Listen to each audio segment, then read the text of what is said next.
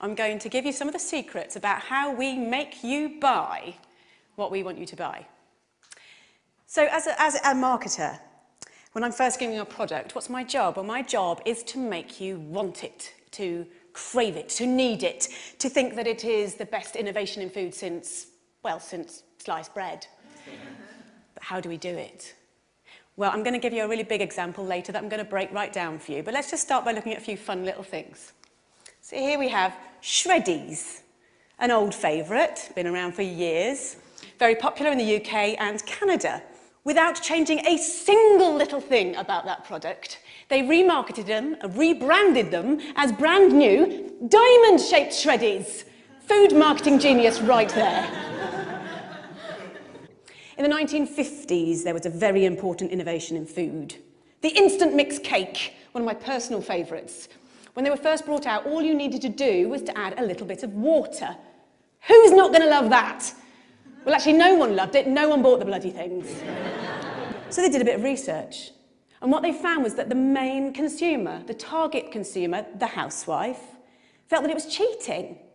They didn't want to pass off such an easy thing as their own baking to their partners, their husbands, their families, whatever. So what did the producers have to do? They had to make it harder. So now you had to add water and an egg. And sales exploded. But these examples, these are just chicken feed compared to what I really want to talk about tonight, and that is chickens and pigs and cows. So when we think about where chickens, etc. come from, we think about something a bit like that. That's also our instinctive idea, but we all know if we really think about it, if we think about it deeply, it's probably a little bit more like that. But that's a lot nicer. It's a lot more romantic. So how do we give you this impression? Well, there are 3 techniques that we use. The third of which is our secret weapon, and I am going to blow it for you tonight, so please stay primed for that. Let's look at technique number 1. Everybody believes what's on the label. So let's look at some examples. Some of my favourites, some of the ones I use all the time. I'll use farm fresh. I'll use 100% natural. I'll use butcher's choice. But what does that really actually mean? Well, truthfully, it doesn't mean very much. If we see that on the label, we feel a bit more confident. But let's have a look at what a farm really looks like. It probably looks like that. Now, this is a concentrated animal feeding operation. I'm going to run that past you again. It's a concentrated animal feeding operation. That's not going to look great on a label. Hence, we use farm fresh. Innovation number 2. This is what we use. We focus on progress. Intensive farming was born out of necessity. At the end of the Second World War, resources were extremely tight. Farming had to be by necessity very, very economical.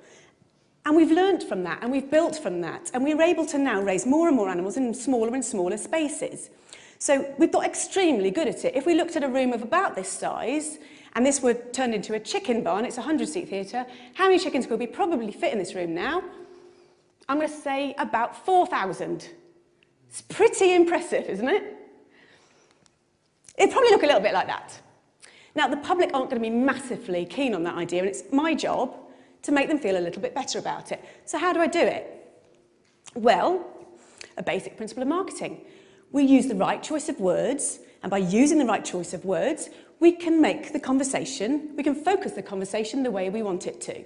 So we'll use an example like this. When you look at that picture, where is your eye drawn? It's drawn right to the middle of the page, massive letters, we've got strive to optimise. What we're looking at in the picture, in reverse, looks a bit like that, but this looks a lot nicer, because we're looking at strive to optimise. It makes us feel that there's progress. We feel good. So the challenge for the marketers is to make the public feel comfortable about what they're seeing.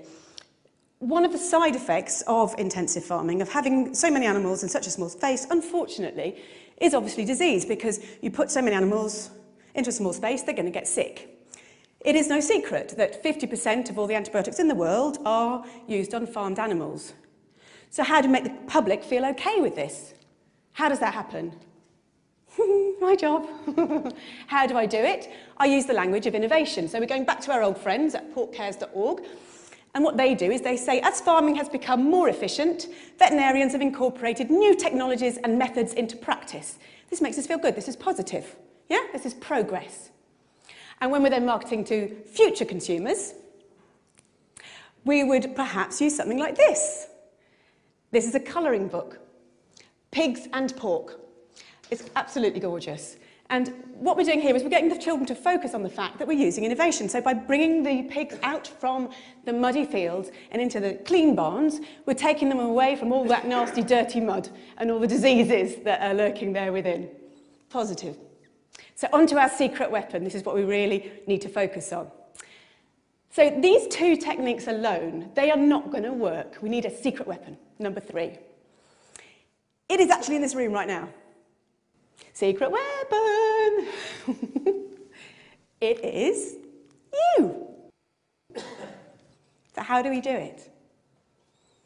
When you're in the supermarket, you don't want to think about where those products have come from. You don't want to think about how those animals have been reared, how they've been treated.